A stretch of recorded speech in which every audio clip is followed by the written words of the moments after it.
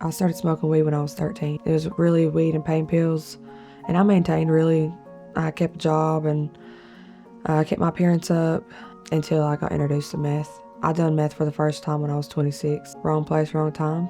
I was in a house full of people that done it, and I was the only one who wasn't, and that's when I started doing it. About 4 months after I had smoked it, I started doing IV use. I was about 100 pounds. I literally didn't have anything to my name.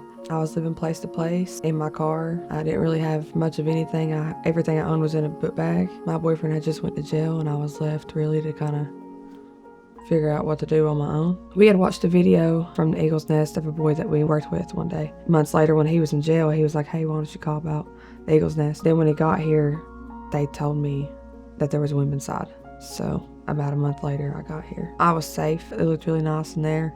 Everybody was just really sweet. They were saying they loved me and they were happy I was there, and it was just totally different from where I just came from. Part of me was just like, yeah, I like that, I don't know, I just felt good.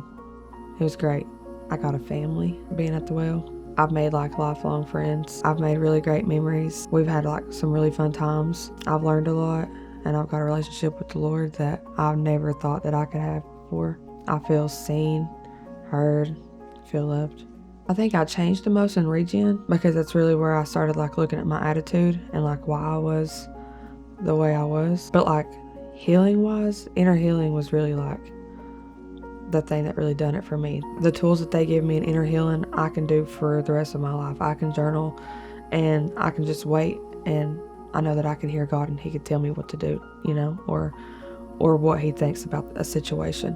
Then I started feeling like I'm not all the way worthless when I got into discipleship, and I'm people trust me, people are happy to be around me. It's been from today a year ago, I'm a totally different person. Journaling is really my go-to thing now. I do it any situation I've got going on. It's the first thing I do.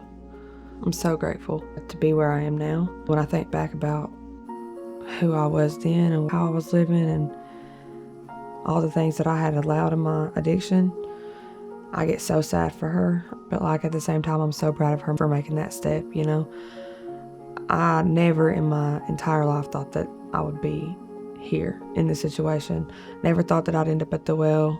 Never thought that I'd have to have a rehab, I lived in denial, really. And then once I got here and realized it's not a drug problem, it's a you problem. I had so many problems that I didn't even know where to start.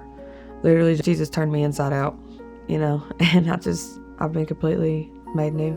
I got baptized, and I've really not been the same since then. So I'm thankful.